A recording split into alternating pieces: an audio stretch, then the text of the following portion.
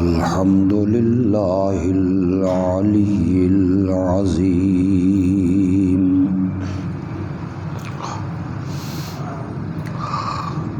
والصلاة والسلام علی رسولہ الکریم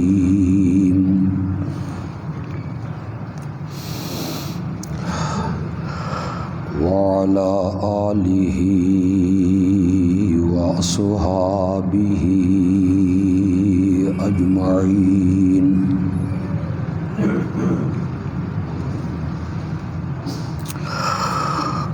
اما بعد فاعوذ باللہ من الشیطان الرجیم بسم اللہ الرحمن الرحیم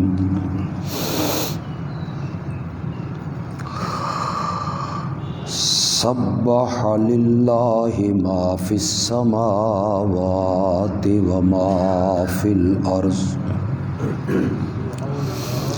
وهو العزیز الحکیم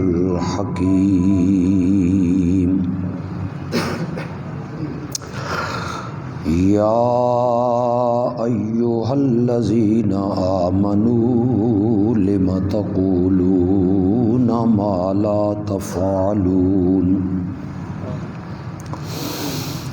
کبر مقتا عند اللہ ان تقولوا ما لا تفعلون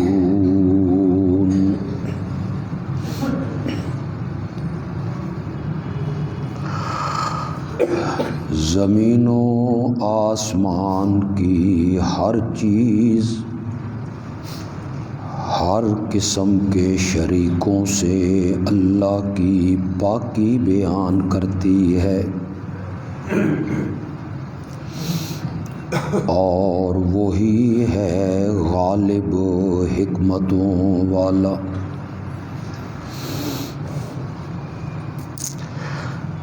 اے ایمان والو،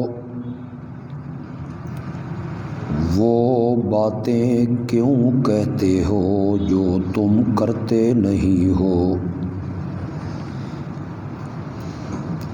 اللہ کے ہاں بڑے غضب کی اور غصے کی بات ہے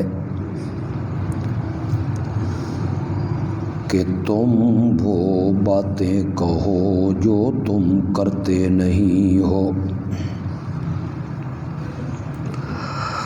اللہم صلی علی محمد وعلی آل محمد کما صلیت علی ابراہیم وعلی آل ابراہیم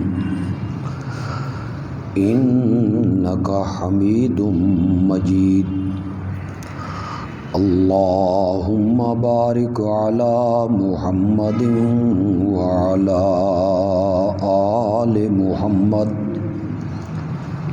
کما بارکت علی ابراہیم وعلی آل ابراہیم انک حمید مجید۔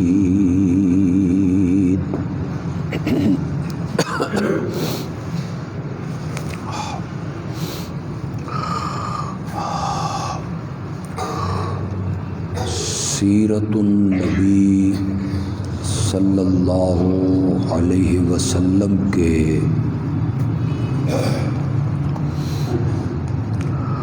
حوالے سے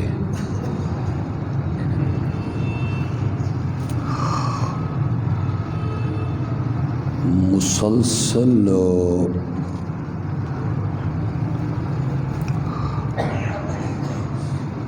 ایک عنوان بیان ہو رہا ہے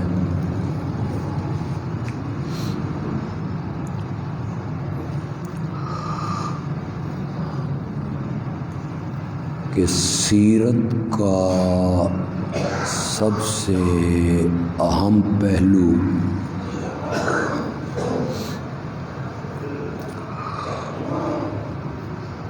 یہ ہے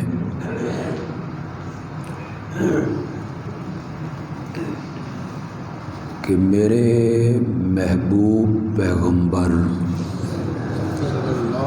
صلی اللہ علیہ وسلم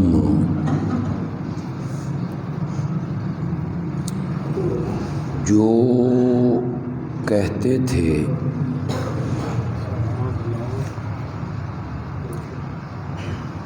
امت کو حکم دیتے تھے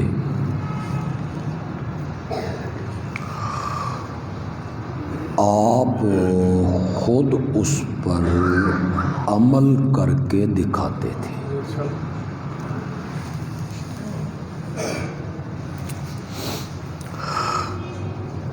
اس سلسلہ میں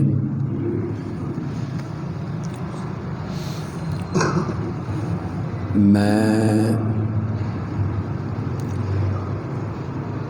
بہت ساری باتیں عنوان بیان کر چکا ہوں۔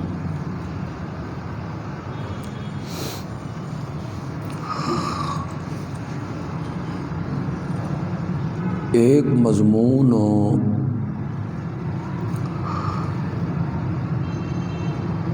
میں نے کچھ جمعہ پہلے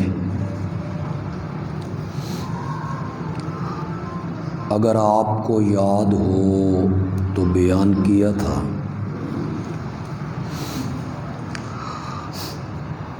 اس کا عنوان تھا استقامت۔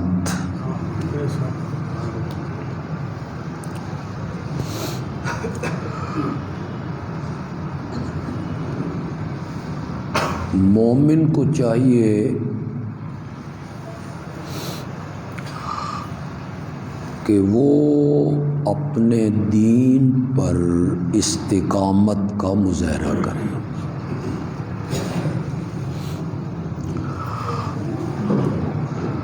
مصائب،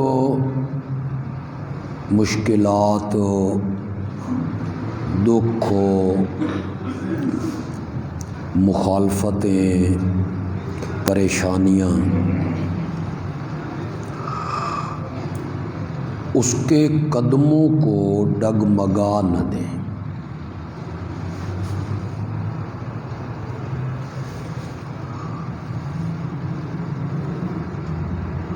ہر قسم کی مصیبت، دکھ، پریشانی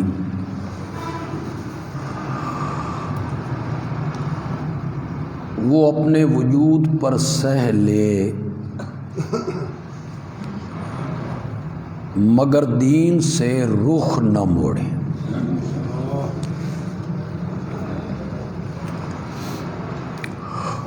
اسی سے ملتا جلتا ایک عنوان ہے،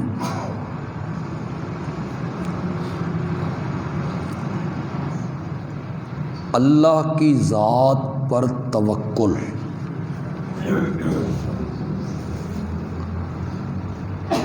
بھروسہ، اعتماد۔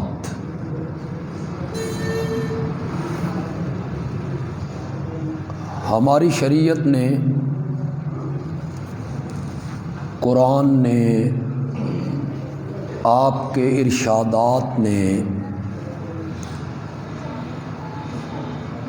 بار بار مومنوں کو تلقین کی کہ وہ اللہ پر توکل کریں۔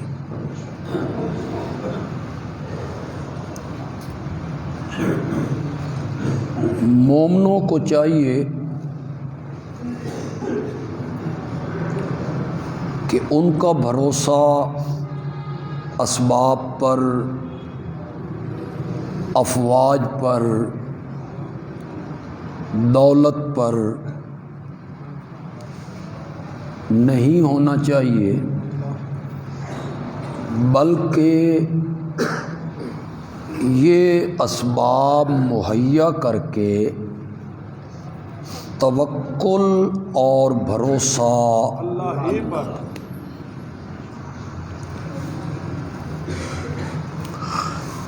کئی جگہوں پہ قرآن نے اس کو بیان کی۔ اگر میں یہ کہوں کہ 20 جگہ جگہ جگہ پہ کہا کہ مومنوں کو بھروسہ کرنا چاہیے اپنے اللہ پر۔ خود نبی اکرم صلی اللہ علیہ وسلم کو کہا وَتَوَكَّلْ عَلَى الْحَيِّ الَّذِي لَا يَمُوتُ، آپ بھروسہ کیجئے ایسے زندہ پر جس پر کبھی موت نہیں آئی۔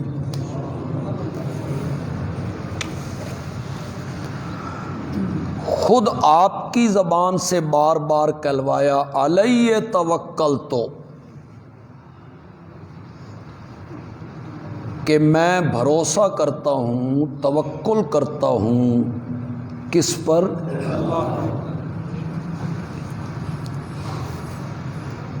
ایک جگہ پہ اللہ نے کہا میرے پیغمبر وصبر، ایک صبر کا معنی ہوتا ہے غم میں، پریشانی میں حوصلہ کرنا، ایک صبر استقامت کے معنی میں ہے، جم جانا،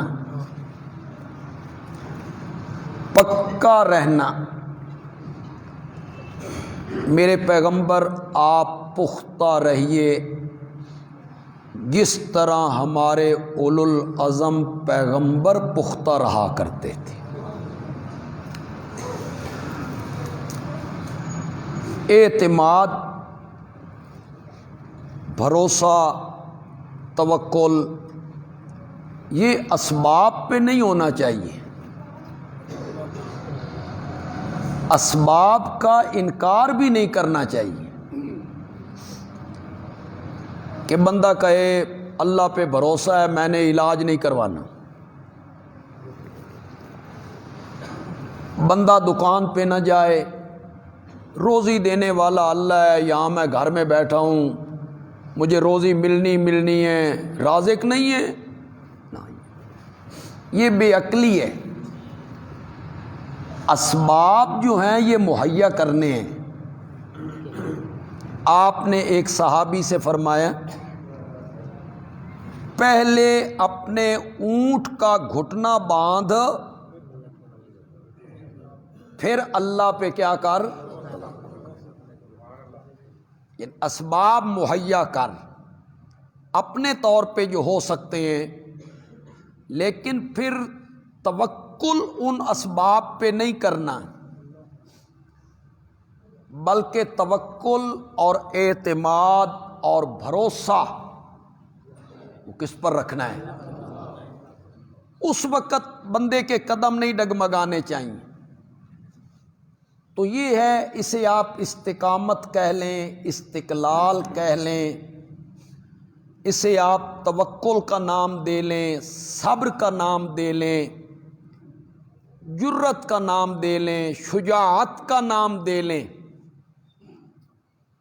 یہ جو امور ہیں اور آپ نے امت کو ان کا سبق دیا تھا، تو میرے پیغمبر نے ان سب پر خود عمل کر کے دکھایا تھا، عملی نمونہ آپ نے پیش کیا تھا۔ ہجرت کے سفر کو آپ دیکھیں، بے سر و سامانی ہیں، چھپ کے جا رہے ہیں۔ یہ خطرہ بھی ہے کہ تعاقب ہوگا، قتل کرنے کی تدبیر ہے، ان کے ہاتھوں سے ہم نکل رہے ہیں، تو یہ دونوں یار غار میں پہنچ گئے ہیں۔ وہاں نبی اکرم صلی اللہ علیہ وسلم تھکے ہوئے ہیں، حضرت صدیق اکبر کی گود میں سر رکھ کر سو گئے ہیں۔ یہ جو 3 دن ہیں اور 3 راتیں ہیں، تنہائی ہے، خلوت ہے، تیسرا بندہ کوئی نہیں، ایک میرے نبی ہیں، دوسرے حضرت ابو بکر ہیں۔ تصور تو ذرا کیجیے، ایک منٹ کے لیے تصور تو کیجیے۔ آج آپ کی ذات سے منسوب جو چیزیں ہیں، منسوب کے لفظ پہ تھوڑا سا غور کرنا ہے آپ نے۔ یہ یقینی نہیں ہے کہ آپ کی ہیں، آپ کی طرف کیا ہیں؟ منسوب ہیں۔ مثلا پگڑی ہے، لاٹھی ہے، اسے دیکھنے کے لیے، اس کی زیارت کرنے کے لیے کتنے لوگ بےتاب ہوتے ہیں۔ کبھی کبھی ہم پڑھتے ہیں منہ مبارک کی زیارت ہوگی، لوگ ٹوٹ پڑتے ہیں کہ یہ نبی اکرم صلی اللہ علیہ وسلم کا بال مبارک ہے۔ اب تو لوگ نالین کے نقشے بنا کے کاغذوں پہ اسے ماتھے پہ سجائے ہوئے، اسے یہاں اپنے دل پہ سجائے ہوئے۔ لطف کی بات یہ ہے کہ جو چیز میرے نبی کے قدموں میں تھی اسے سر پہ اٹھا لیا، اور جو چیز میرے نبی کے چہرے پر انوار پہ تھی اسے منڈوا دیا۔ شیطان کے بھی آپ چکر دیکھیں ذرا، کیسے چکر چلائے اس نے۔ جو چیز آپ کے پاؤں مبارک میں، وہ چیز نہیں، اس کا نقشہ۔ اور یہ بھی ثابت نہیں کہ آپ کے نالین اسی طرح کے تھے، یہ بھی ثابت نہیں۔ اسے اٹھایا، سر پہ لگایا، ماتھے پہ لگایا، یہاں سینے پہ سجایا، اور جو آپ کے چہرہ مبارک کی زینت تھی اسے منڈوا دی۔ یہ شیطان چالیں چلتا ہے، عقیدت کے نئے نئے راستے دکھاتا ہے۔ آج جو نالین کا نقشہ آپ کی طرف منسوب ہے، اسے کاغذ پہ نقش کر کے اپنے ماتھے سینے پہ سجا کے سمجھتا ہے کہ میری نجات ہو جائے گی۔ اور جس ابو بکر نے تنہائی میں 3 دن اور راتیں میرے نبی کے چہرے پر انوار کو دیکھا ہوگا، اللہ اکبر، ابو بکر تیریاں ریساں ہی کوئی نہیں، تیرا کوئی ہم پلہ نہیں۔ اس سفر نے تجھے امر کر کے رکھ دی ہے۔ یہ جو سفر ہے نا ہجرت کا، اس نے حضرت سیدنا صدیق اکبر کو امر کر دیا ہے کہ حضرت عمر رضی اللہ تعالی عنہ منتیں کرتے ہیں، ابو بکر ساری زندگیاں دیاں نیکیاں لے لے۔ حضرت عمر کی نیکیاں کوئی معمولی نیکیاں ہیں، آسمان کے تاروں کے برابر ہیں۔ یہ میرے آقا نے آسمان کے تاروں کے برابر ہیں، اور وہ کہتے ہیں ساری نیکیاں لے لے، ایک رات کی نیکی دے دے، ایک دن کی نیکی دے دے۔ رات وہ جب تو نے بار نبوت کو اپنے کاندھوں پہ اٹھایا،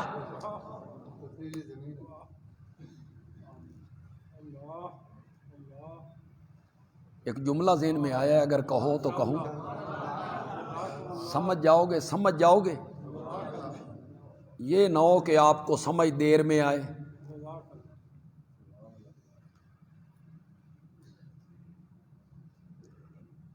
اس گھوڑے پر تو حضرت حسین نے سواری بھی نہیں کی تھی،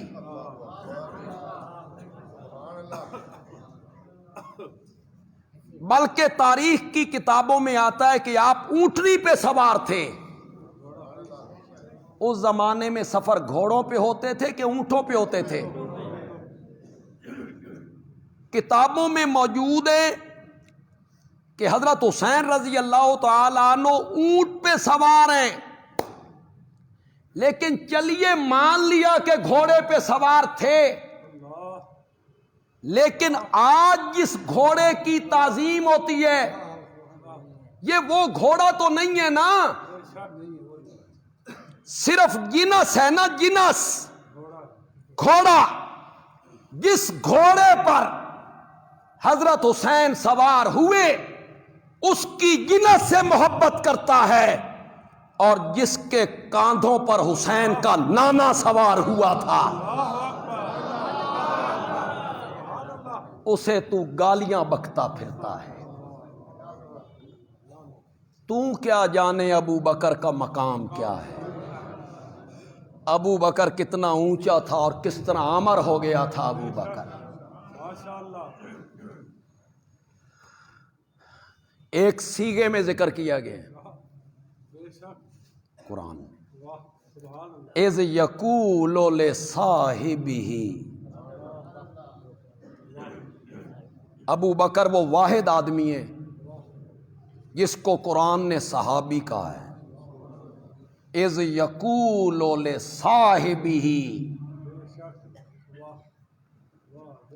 الا تنصروہ فقد نصرہ اللہ اذ اخرجہ الذین کفروا ثانی اثنین۔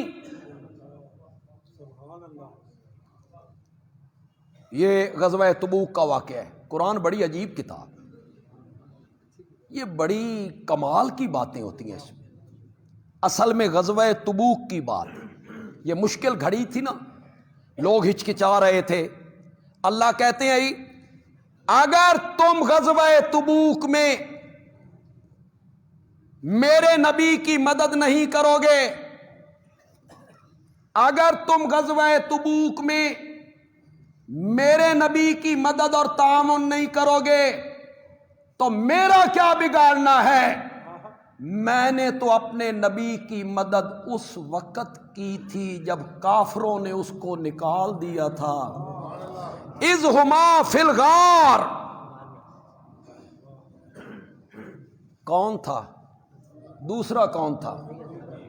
اذ ہما فی الغار اذ یقول لصاحبہ، یہ صاحب کون ہے؟ چھوڑ یار، تاریخ کیا ہوتی ہے، کتابیں کیا ہوتی ہیں، لوگوں کے اقوال کیا ہوتے ہیں، فلاں نے کیا لکھا ہے، فلاں نے کیا لکھا ہے، فلاں تاریخ میں کیا آیا ہے، آگ لگا اس کو۔ قرآن ابو بکر کو میرے نبی کا صاحب کہتا ہے، اذ یقول لصاحبہ، ورنہ بول ہجرت کے سفر میں میرے نبی کا صاحب کون تھا؟ تو بتا۔ حضرت علی تو بستر نبی پر تھے، حضرت علی کو تو اپنے گھر میں چھوڑ کے آئے تھے، حضرت علی کو تو اپنے گھر میں چھوڑ کے آئے تھے، وہ تو میرے نبی کے بستر پہ تھے۔ بات کہوں پسند آ جائے تو سبحان اللہ کہہ دینا۔ اللہ نے کہا علی کو اپنے بستر پہ چھوڑ، جو لوگوں کی امانتیں ہیں نا، جو لوگوں کی امانتیں ہیں نا وہ علی کے سپرد ہیں، اور جو میری امانت محمد ہے وہ ابو بکر کے سپرد ہے۔ لوگوں کی امانتیں علی کے سپرد، رب کی امانت کس کے سپرد ہو رہی ہے؟ ابو بکر کے سپرد ہو رہی۔ کون تھا غار میں؟ بولو تو صحیح، کون تھا؟ کسی فرقے کا بندہ بولے، ابو بکر کے علاوہ کون تھا؟ تو یہ صاحب کس کو کہا جا رہا ہے؟ آگے سے جواب نہیں بن پڑتا تو کہتے ہیں اس میں کون سی بڑی بات ہے؟ حضرت یوسف نے جیل کے دو ساتھیوں سے نہیں کہا تھا یا صاحب یہ سجن؟ انہوں نے بھی تو ان دو ساتھیوں کو کہا تھا صاحب، یہاں صاحب کہہ دیا تو کون سی بات ہو گئی؟ میں نے کہا وہاں یوسف نے کہا یا صاحب اس سجن، جیل کے ساتھیوں، اور وہاں کہا اذ یقول لصاحبہ، مجھ محمد کا ساتھی، وہ صرف جیل کے ساتھی تھے، یہاں کا اذ یقول لصاحبہ، کون تھا اس غار میں؟ مصنوعی فضائل کے پہاڑ کھڑے کر دیتے ہو، موضوع روایتیں بیان کرتے رہتے ہو، نہ جن کا سر ہے نہ پاؤں، کچھ بھی نہیں ہے ان روایتوں میں، وہ سینے سے لگا لیتے ہو، اور یہ قرآن جو ابو بکر کے گیت گا رہا ہے، اور وہ کتاب جس کے ماتھے کا جھومر ہے ذالک الکتاب، جس کا راوی کوئی نہیں، جس پر جرح کوئی نہیں، جس میں شک کوئی نہیں، شک کرنے والا کافر ہے، اس میں شک کرنے والا مسلمان رہ سکتا ہے؟ اذ یقول لصاحبہ لا تحزن، غم نہ کر۔ یہ غار میں پہنچے ہیں، 3 راتیں میرے نبی نے اور ابو بکر نے اکٹھی گزاری، ابو بکر تیریاں ریساں ہی کو، مشرکین تعاقب کرتے کرتے غار کے دہانے پہ پہنچ گئے، یہ صرف 2 آدمی ہیں، وہ تعاقب کرتے کرتے ان کے نوجوان غار کے منہ پہ آ گئے، ان کے قدم نظر آنے لگے، قدم، ذرا میرے نبی کے توکل کی شان دیکھیے، رب کی ذات پہ بھروسہ دیکھیے، رب کی ذات پر اعتماد میرے نبی کا دیکھیے، صبر کا مظاہرہ دیکھیے۔ وہ غار کے منہ پہ آ گئے، نبی پاک سوئے ہوئے ہیں، حضرت ابو بکر نے دیکھا ان کی گفتگو سنی جا رہی ہے، یہ مغموم ہوئے، رحمت کائنات جاگے، کیا ہوا کہ وہ غار کے منہ پہ آ گئے۔ اگر انہوں نے نیچے دیکھا تو ہمیں دیکھ لیں گے، ہم صرف 2 ہیں، میرے نبی نے کہا ابو بکر ہم 2 نہیں 3 ہیں۔ توکل دیکھیے میرے نبی کا، وہ مسلح ہیں، غار کے منہ پہ ہیں، میرے نبی کا اعتماد دیکھیے، رب کی ذات پر توکل دیکھیے، بھروسہ دیکھیے رب کی ذات پر۔ اذ یقول لصاحبہ، جب وہ نبی کہہ رہے تھے اپنے صاحب کو لا تحزن، غم نہ کر، ان اللہ معنا، تو کیا سمجھتا ہے غار میں ہم 2 موجود ہیں؟ نہیں، تیسرا ہمارا رب بھی موجود ہے۔ اور کچھ سمجھے بھی ہو کہ کوئی نہیں۔ نبی پاک نے کیا کہا؟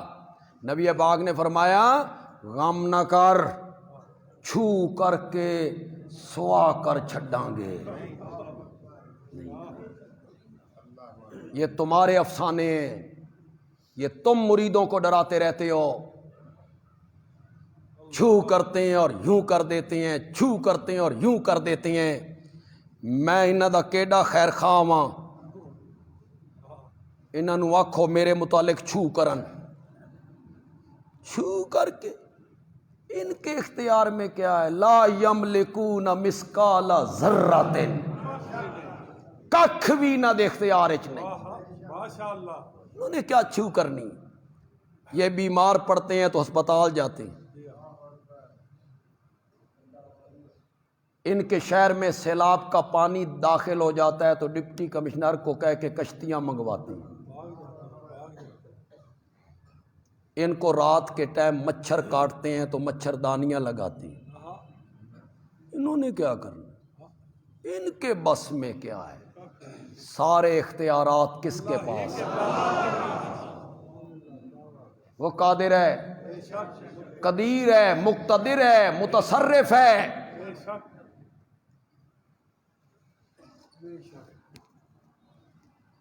عثمان بزدار کو احمد پور شرقیہ سے اٹھا کے لاہور کے تخت پہ بٹھا دیا کرتا ہے۔ وہ کیا ہے؟ اس کی طاقتیں ہیں اپنی، کسی کے گمان میں بھی نہیں ہوتا، وہم میں بھی نہیں ہوتا۔ کسی کو اتارتا ہے، کسی کو تخت پہ بٹھا دیا کرتا ہے۔ تو تل ملک کا من تشاء وتنزع الملک ممن تشاء وتعز من تشاء بیدک الخیر۔ ید کس کو کہتے ہیں؟ خیر کس کو کہتے ہیں؟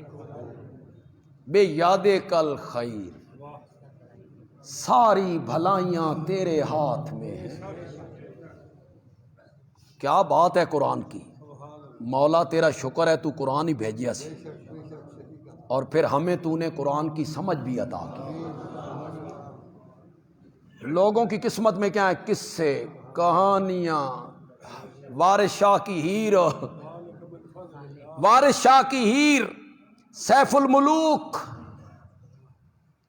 فلاں کتاب نے لکھا، فلاں کتاب نے لکھا۔ فیس بک پہ میں نے ایک خطیب کی تقریر سنی، میرے پاؤں تلے سے زمین نکل گئی۔ کہتا ہے ہم تو عمرہ اور حج کرنے کے لیے جاتے ہیں نبی پاک کے لیے، اگر روضہ رسول کراچی اور لاہور میں ہوتا تو ہم مکے جاتے بھی نہ۔ جی یہ عالم ہیں، یہ منبر و محراب کے وارث لوگ ہیں جو کہتے ہیں ہم پھر مکے جاتے ہی نہیں، ہمیں کیا ضرورت تھی وہاں جانے کی۔ میں نے کہا تو نے سچ کہا ہے، قرآن نے بہت پہلے کہا تھا انما المشرکون نجس فلا یقرب المسجد الحرام بعد عامی ھذا۔ مشرک نرے پلیت ہیں، اس سال کے بعد انہیں مسجد حرام کے قریب بھی نہیں آنے دیں، حرم کے قریب بھی ان کو نہیں آنے دیں۔ کیسی کیسی پٹیاں پڑھائی جاتی ہیں۔ یہ عشق رسول ہے، یہ محبت رسول ہے۔ میرا نبی مدینے سے احرام باندھ کے چلتا ہے عمرہ کرنے کے لیے، کہاں؟ بیت اللہ۔ میرے پیارے پیغمبر حج کرنے کے لیے چلتے ہیں، کہاں؟ اور یہ نبی کا عاشق کہلا کے کیا کہتا ہے؟ اگر روضہ یہاں ہوتا تو ہمیں وہاں جانے کی کیا ضرورت تھی؟ ان اللہ معنا۔ تم کیا سمجھتے ہو کہ غار میں ہم دو موجود ہیں؟ نہیں نہیں، تیسرا ہمارا رب بھی موجود ہے۔ اوے لوگو، میرے نبی نے یہ فرما کے امت کو سبق دیا کہ دشمن کے گھیرے میں آ جاؤ، جنگ لگ جائے، نرغے میں آ جاؤ، مصیبت میں پھنس جاؤ تو اس وقت پکارنا ہے تو صرف کس کو پکارنا ہے؟ میرے نبی نے یہ سبق دیا تھا۔ میرے نبی نے کس کو پکارا؟ کس کے نام کی آواز لگائی؟ ان اللہ۔ دیکھا ہے توکل، دیکھا ہے بھروسہ، دیکھا ہے رب کی ذات پہ اعتماد میرے نبی کا۔ یہ سیرت کا سب سے اہم پہلو۔ ایک کتاب میں پڑھا کہ مشرکین جب غار کے قریب آئے نا تو کھوجی ان کے ساتھ تھے، کھوجی تو جب قریب آئے نا تو وہاں سے کبوتروں کا ایک جھنڈ اڑنے لگ گیا غار سے. تو وہ کہتے ہیں یہاں کوئی بندہ کیسے ہو سکتا ہے، یہ کبوتروں کا جھنڈ اڑ گیا ہے. لوگ کہنے لگے اندر جا کے دیکھیں، کچھ نے کہا بھئی اندر جا کے دیکھیں. تو کھوجی کہنے لگا یہ جو مکڑی کا جالا ہے نا یہ تو محمد کی پیدائش سے بھی پہلے کا لگتا ہے صلی اللہ ہو، یہ تو اس سے پہلے کا لگتا ہے. اس میں سے کوئی داخل ہوا ہوتا تو مکڑی یہاں جالا تن دیتی، گزرتے تو جالا ٹوٹ جاتا نا. رب نے میرے نبی کی مدد کی کبوتریوں سے، مکڑی کے جالوں سے.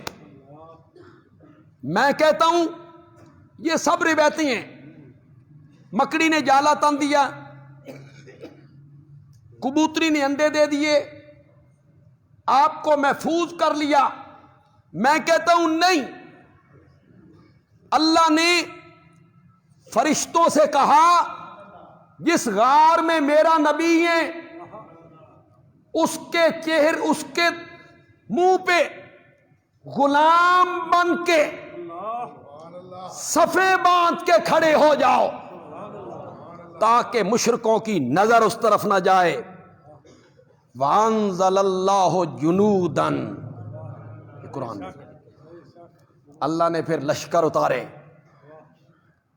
اور اپنے نبی کی مدد کر دی، اپنے نبی کی مدد کر دی. تو میرے نبی کا توکل آپ نے دیکھا، میرے نبی کا بھروسہ آپ نے دیکھا، میرے نبی کا توکل اور میرے نبی کا بھروسہ رب کی ذات پر کتنا پختہ تھا. اس مشکل کی گھڑی میں میرے نبی کہتا ہے ان اللہ معنا، بے شک میرا اللہ ہمارے ساتھ ہے. ٹھہریے، میں نے 2 جمعے آپ سے گفتگو کی اپنے ختم بخاری کے سلسلے میں کہ ہمارے جو اخراجات اٹھیں گے اسے ہم پورا کرنے کی کوشش کر رہے ہیں. مدارس مشکلات کا شکار ہیں.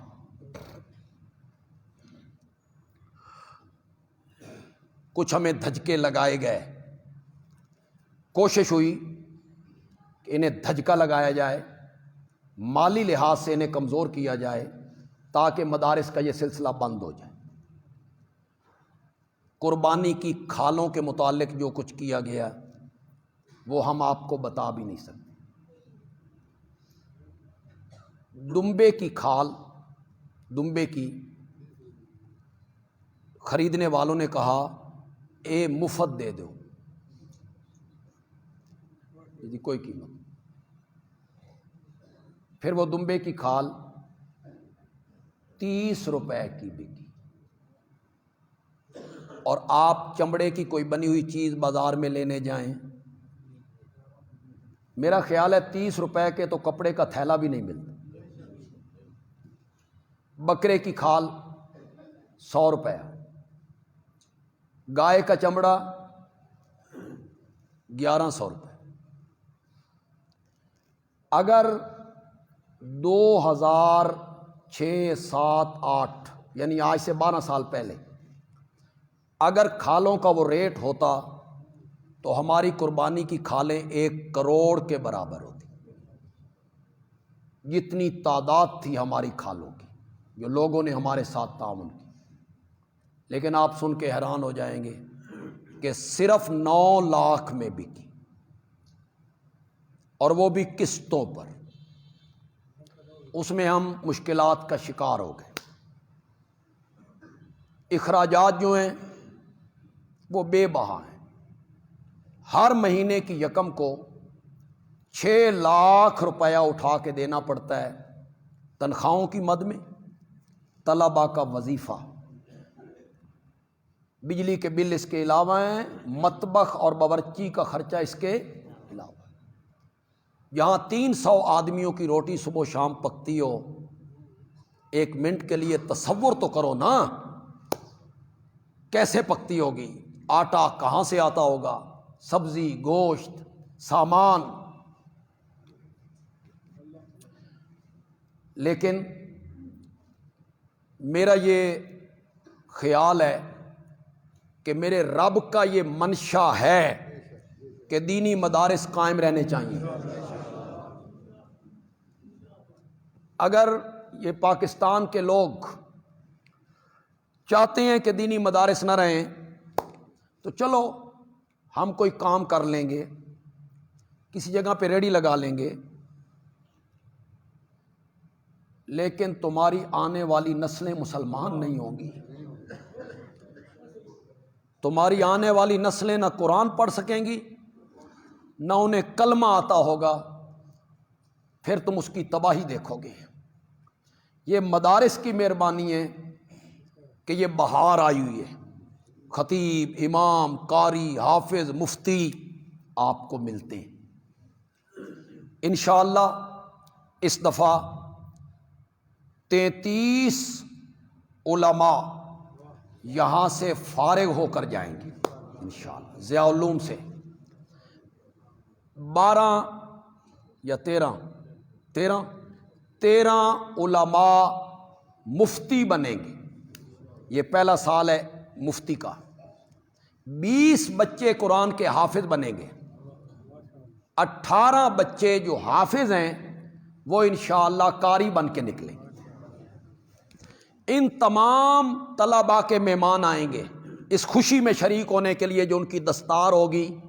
ان کے والد آئیں گے، چچا آئیں گے، ماموں آئیں گے، بھائی آئیں گے، بہنوئی آئیں گے، ان کے دوست آئیں گے۔ ہر طالب علم کے تقریباً 15-20 مہمان آئیں گے۔ یہ 1000-1500 آدمی ہوگا۔ جب سے ہمارے ہاں دورہ حدیث شروع ہوا ہے اس سے لے کے آج تک جو یہاں سے عالم بن کے طالب علم نکلے ہیں ان کی تعداد تقریباً 300 ہے۔ وہ علماء ہیں، آج کسی جگہ وہ خطیب ہیں، کسی مدرسے میں وہ پڑھا رہے ہیں۔ ان سب علماء نے بھی انشاءاللہ ایک دن پہلے آ جانا ہے۔ 350 علماء انہوں نے بھی آنا ہے۔ وہ ہفتے کے دن 27 فروری ان کا اجتماع ہوگا، صرف انہی کا، اور 28 فروری اتوار کا دن صبح 10 بجے سے لے کے ظہر تک اختتام بخاری کا پروگرام۔ آپ میں سے جو لوگ فارغ ہوتے ہیں، جو فارغ نہیں ہیں وہ اپنے آپ کو فارغ کرو، 2-4 گھنٹوں کے لیے فارغ کرو۔ بخاری کی آخری حدیث پڑھائی جائے گی، استاد پڑھائیں گے، یہیں پڑھائیں گے، طلبہ آخری حدیث پڑھیں گے۔ جتنے لوگ اس میں شامل ہوں گے وہ بھی اس درس حدیث کے حصے دار بن جائیں گے۔ انہوں نے بھی حصہ لے لیا ہے، ایک حدیث انہوں نے بھی پڑھ لی ہے، تعلیم حاصل کی ہے۔ تو یہ تقریباً 1500 کے قریب لوگ آئیں گے، علماء آئیں گے۔ ان سب کے اخراجات ہم نے پورے کرنے۔ میں آپ سے کئی مرتبہ جب چندے کی اپیل کرتا ہوں تو میں کہتا ہوں بے دے دو، اے تواڈی سعادت ہے، توان میں شامل کرنا چاہنا۔ اگر تم نے نہ دیا نا تو کام رکنا نہیں، کہتا ہوں نا میں اللہ پہ توکل کرتے ہوئے کہتا ہوں، رکنا نہیں۔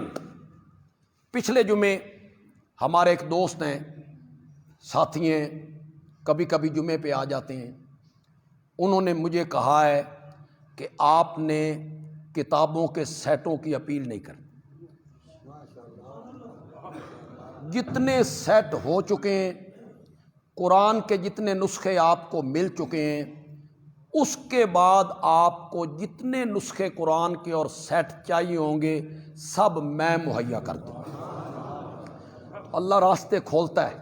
میں نے پچھلے جو میں کہا تھا بھائی میرے کو منگواؤ نہیں، ممبر پہ مانگتے ہوئے بندہ اچھا نہیں لگتا۔ اللہ نے لاج رکھ لی، تو ہمارے دوست اور مقتدی جو ہیں وہ ہمارے ساتھ تعاون کرتے ہیں۔ سیٹوں کے لیے اب کوئی اپیل نہیں. آج بھی ایک ہمارے دوست خوشاب سے انہوں نے 10 سیٹ آج بھی فراہم کیے. اللہ ان کے مال میں، جان میں، اولاد میں، باقی جن لوگوں نے بھی دیے رزق حلال میں اللہ برکتیں عطا فرمائے. یہ بچے ہیں، یہ دور حدیث کے طالب علم ہیں، یہ فارغ ہو رہے ہیں اس سال، انہیں پگڑیاں پہنائی جانی ہیں. آج جھولی لے کر یہ خود آ رہے ہیں. اب آپ نے جتنی رقم ڈالنی ہے وہ اخراجات کے لیے ڈالنی ہے. تقریباً 30 کے قریب کھانے کی دیگیں پکیں گی، 30 کے قریب. روٹی اس کے علاوہ ہے، اسٹیج کا خرچہ، سپیکر کا خرچہ، جو صاحبان ہیں، کناتے ہیں، بے شمار خرچے ہوتے ہیں. 5000 روپیہ ایک دیگ کا خرچہ ہوگا. 5000 بالکل میں آپ سے نہیں مانگوں گا، یعنی میری عادت ہے آپ نے دے دیا تو ٹھیک، نہیں تو ہو جانا. میں آپ کو شامل کرتا ہوں. میں چاہتا ہوں کہ جو 10 روپیہ دینے والا ہے نا وہ بھی اس میں شامل ہو جائے. جھولی میں چپکے سے ڈال دے، چاہے 10 روپے ڈال دے، اس کی طاقت اتنی ہے. ادھر یہ مطلب ہی نہیں بھی 10 ہی پانے نے. یہاں ایسے احباب مجھے نظر آ رہے ہیں، میں نام نہیں لینا چاہتا، یہ حرام ہے. اس طرح چندہ کرنا شریعت اجازت نہیں دیتی. شرم و شرمی بندوں کو اٹھایا جائے، یہ اس طرح چندہ کرنا جائز نہیں ہے، شریعت اس کی اجازت نہیں دیتی. فلاں اٹھے، فلاں اٹھے، فلاں اٹھے تو وہ شرم سے اٹھ کھڑا ہو، شرم سے کہے کہ میں دوں گا. لیکن یہاں دائیں بائیں مجھے نظر آ رہے ہیں آدمی جو 5000، 10,000، 15,000 آسانی کے ساتھ دے سکتے ہیں.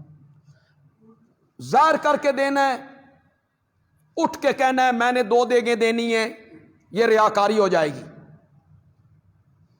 چپ کر کے دو، ایک وہ جانے ایک تم جانے. دائیں بائیں پہلی صف میں ہی مجھے امید ہے بھئی 25-30 ہزار روپے پہلی صف میں ہو جانے. کیا آپ میں 100 بندے ایسے نہیں ہیں جو 1,000 روپیہ دیں؟ آپ میں 100 بندے بھی ایسے نہیں ہیں جو 500 روپے دیں؟ 5,000، 10,000 دینے والے بھی 10-15 بندے ہوں گے. تو یہ آپ کے بچے ہیں. اپنے بچوں پہ جو خرچ کرتے رہتے ہو، ہر روز کا خرچ کرتے رہتے ہو، آج ان کی جھولی بھریے. یہ مہمانان رسول عربی ہیں. ایک حدیث ہے یا امام مالک کا قول ہے، یہ میں نہیں کہہ سکتا کہ ان دونوں میں سے کون سی بات ہے. یا امام مالک کا قول ہے یا آپ کا فرمان ہے کہ عنقریب مدینے میں لوگ علم سیکھنے کے لیے آئیں گے، شہر میں لوگ آئیں گے علم سیکھنے کے لیے. تو جو مدینے کے لوگ ہیں ان کو چاہیے کہ وہ ان کو اہلاً و سہلاً و مرحبا کہیں کہ یہ ہمارے شہر میں آئے ہیں اور ان کے ساتھ تعاون کریں. یہ آپ کے شہر میں آئے ہیں. وہ جو 350 طالب علم ہیں جو انشاءاللہ 27 فروری کو یہاں تشریف لائیں گے، ان کا اجتماع ہوگا رات کے ٹائم. ان سے جب بھی کوئی پوچھتا ہے یہ نہیں پوچھے گا کہاں پڑھا ہے، نہ. کسی نے پوچھنا ہے تو وہ کہے گا فراغت کہاں سے ہے، یعنی آخری سال کہاں پڑھا ہے حدیث کا، تو وہ جواب میں کہتا ہے سرگودا. تو یہ آپ کی عزت ہے، آپ کا احترام ہے. لہذا جتنے احباب ہیں ان کا بچوں کا آپ نے خیال کرنا ہے. یہ آپ کے بچے ہیں، آپ کے بھائی ہیں. کسی کے سامنے سے جھولی خالی نہیں جانی چاہیے. ایک دفعہ پھر پیچھے مڑیں جی تو جیب اپنیاں کر لو. ادھر جتنے لوگ ہیں مسکراہٹ میں چہروں کی دیکھ رہا ہوں، تو وہ مسکراہٹ صرف مسکراہٹ نہ ہو، ان کی جھولی بھرے، خوشی کے ساتھ ان کی جھولی بھر دیں. اللہ آپ کی جھولیاں بھرے گا انشاءاللہ. آپ ان کے ساتھ تعاون کریں. ہاں، اس میں آپ زکوٰۃ بھی ڈال سکتے ہیں، اس میں آپ صدقہ بھی ڈال سکتے ہیں. کیوں؟ یہ ملکیت ہے ان کی، یہ خود طالب علم حاصل کر رہے ہیں، یہ مالک ہیں اس رقم کے، یہ مالک بن رہے ہیں. زکوٰۃ سے، عشر سے، صدقے سے، کسی مد میں بھی آپ ان کو دے سکتے ہیں۔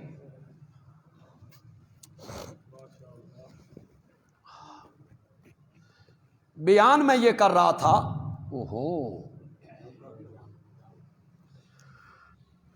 ذرا جلدی کریں گے بھائی، ہم لیٹ ہو رہے ہیں۔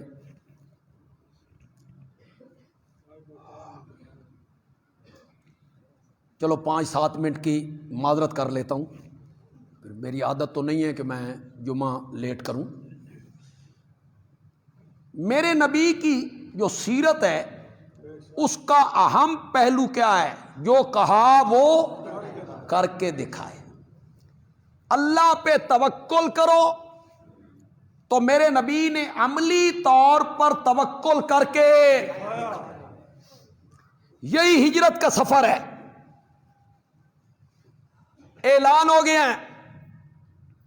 اعلان ہو گیا، جو دونوں کا سر لائے گا نا اسے 200 اونٹ دیں گے۔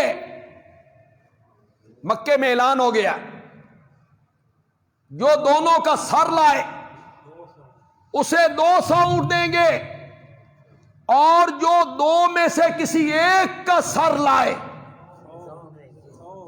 اس کو 100 اونٹ دیں گے۔ نبی کا لائے تب، ابو بکر کا لائے تب۔ ایک مالک ہے، دوسرا غلام ہے، برابر ہوتے ہیں؟ برابر ہوتے ہیں۔ ایک نبی ہے، دوسرا امتی ہے، بولو تو صحیح، نہیں برابر۔ ایک مرشد ہے، دوسرا مرید ہے، برابر ہیں؟ ایک آقا ہے، دوسرا غلام ہے۔ خدا دی قسم ہے، نسبت ہی کوئی نہیں، نسبت ہی کوئی نہیں، لیکن زہ نصیب ابو بکر، آج تیری قیمت نبوت دے برابر پہ گئی ہے، آج تیری قیمت نبوت کے برابر پڑ گئی ہے۔ نبی کا سر لائے تب 100 اونٹ دیں گے، ابو بکر کا سر لائے تو تب۔ مکے کا ایک بہادر ہے، نوجوان ہے، سراقہ، اس نے سنا، تیز رو گھوڑا نکالا، یہ غار سے نکل کے آگے جا رہے ہیں، اس نے تعاقب کیا۔ حضرت ابوبکر کبھی آگے چلتے تھے، کبھی پیچھے، کبھی دائیں کبھی بائیں، کبھی ادھر دیکھتے کبھی ادھر دیکھتے، کوئی دشمن نہ آ جائے۔ اور میرے نبی نہ دائیں دیکھتے ہیں نہ بائیں دیکھتے ہیں، قرآن کی تلاوت کرتے ہوئے جا رہے ہیں۔ یہ ہے توکل میرے نبی کا، توکل میرے نبی کا۔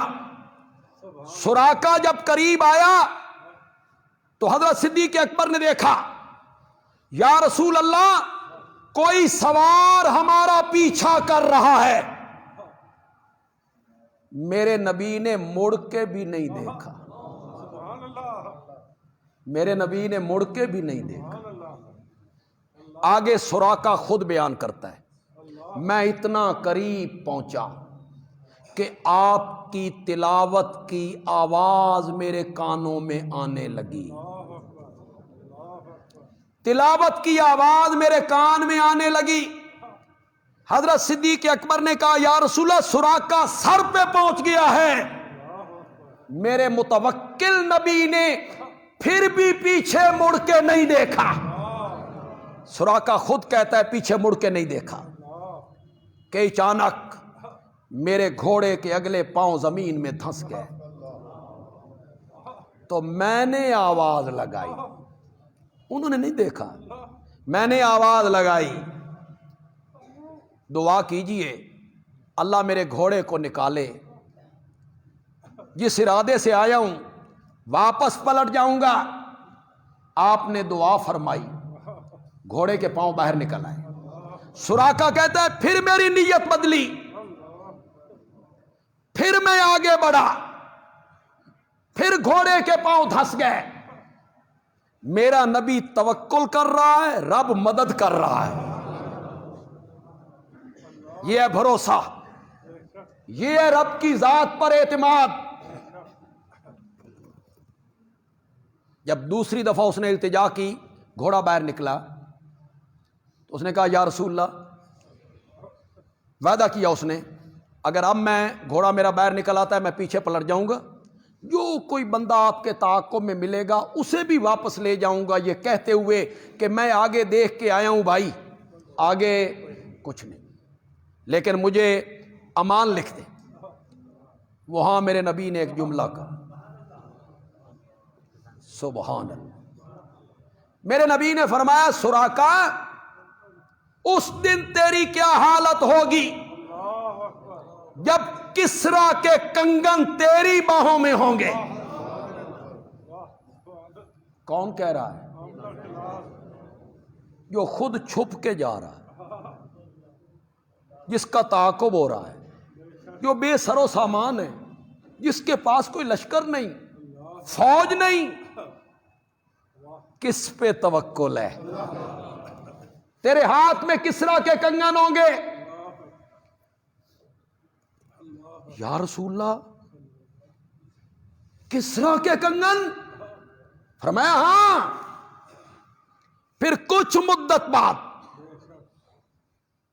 جب ایران فتح ہوا،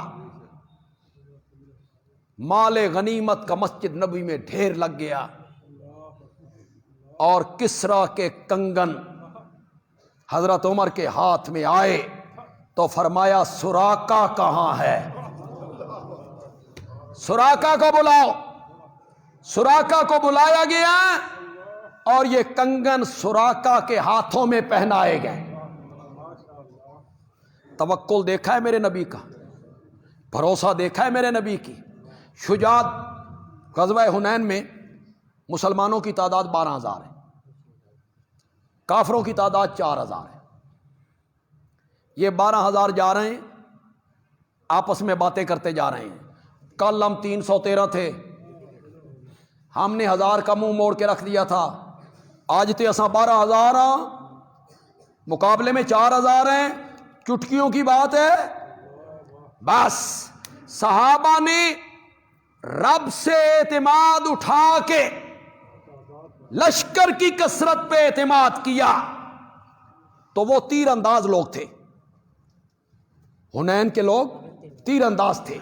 انہوں نے سوچا بھی ہم مقابلہ نہیں کر سکتے، 12,000 ہیں، تو جس درے سے انہوں نے گزرنا تھا نا، اس درے کے سامنے وہ بیٹھے، انہوں نے تیروں کی بارش کر دی۔ مسلمانوں کی تلواریں نیام میں، تیر ترکش میں، یہ باتیں کرتے ہوئے جا رہے ہیں۔ تیروں کی جو بارش ہوئی نا، مسلمانوں کے پاؤں اکھڑ گئے۔ قرآن نے کہا پھر تمہاری کثرت تمہارے کچھ کام نہ آئی۔ وَلَقَدْ نَصَرَكُمُ اللَّهُ